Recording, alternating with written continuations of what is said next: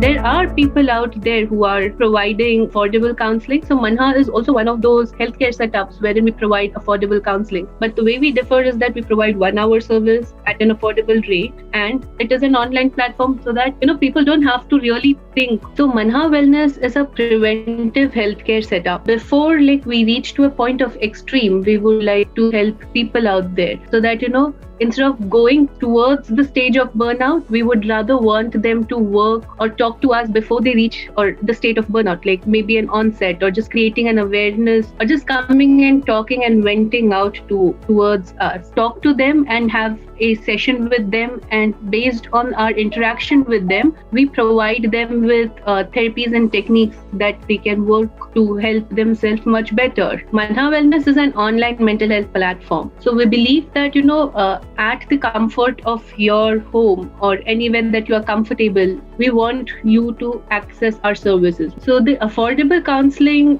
setup that we have is for $499, and it is for 1 hour, which is way accessible.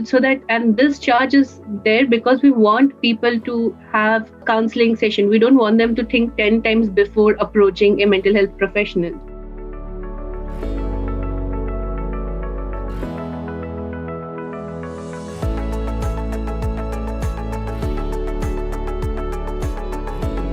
We all know the problems that exist around mental health, and especially accessing mental health care in a country like India, right? The biggest one is the stigma that's around it. Even if someone wants to consider seeking out or reaching out for help, second barrier that is there, that's the affordability aspect. And the third one is accessibility. Now, accessibility also somewhere gets tied very closely to the stigma.